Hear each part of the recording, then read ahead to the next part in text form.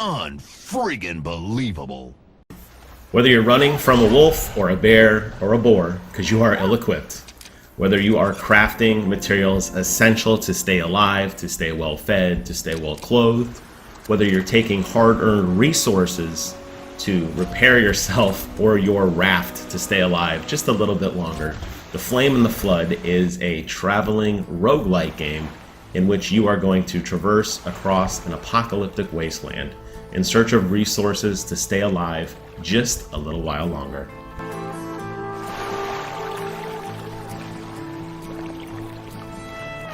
What is going on, YouTube? This is Jim, back with another video, and The Flame and the Flood is a very interesting roguelike traveling survival game, which is a mouthful, but it's actually a pretty fun concept. You play as Scout with her trusty dog Aesop, and you are survivors in this post-apocalyptic world that has been ravished by this flood, and most of the survivors are now living on islands. And it's your job to basically head down the river to see what's next, because there's really no point in staying. And the reality is you can't stay, because you notice that there's meters across the bottom of the screen, and these are the things that are going to dictate how well you do and how long you survive. There's a food meter, a water meter, a temperature meter, and a sleeping meter, each which can be refilled by taking food, or by taking medicine, or crafting new clothes. And a lot of the game revolves around sailing from island to island, scavenging, looking for materials, crafting the next best thing you can, and moving on. Now, sometimes crafting is as simple as making food that you eat instantly. Sometimes crafting is a little more complex, where maybe you need to build a basic stone hammer to work your way up to a better steel hammer, so that you can start crafting more upgrades for your raft or more clothing for yourself. And it's this race against time that makes this game so interesting, because you can't stop. You have to keep moving. And it was a fun adventure. I did not make it through to the end on my first playthrough. I made it about 15 days in, which is about a little more than halfway through the game, I think, based on the islands. At the end, they show you kind of a timeline of how far you made it. There are checkpoints, so if you are not, if you didn't make it, don't worry about it. You don't have to start over from scratch. But it was an interesting adventure. There were some things I liked, and then some things I really didn't like.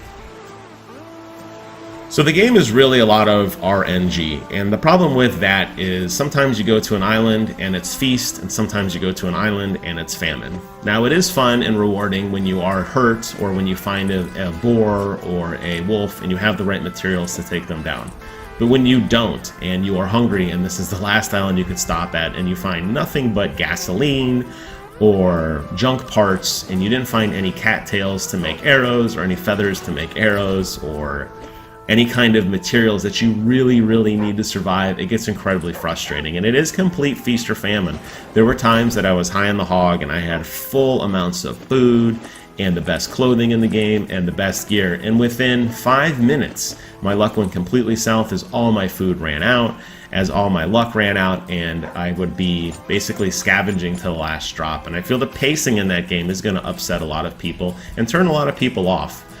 That said, if you are a fan of these types of games where you have to craft, Don't Starve is a perfect example of a game like this, where you have to kind of craft your way up the chain, so to speak, in a race against time. I think you're going to really enjoy this game. If I had to give it a rating on a scale from 1 to 10, I'd probably give it a 7. Again, I feel that there were some things that it could have done better, primarily with the more steady pacing of the game.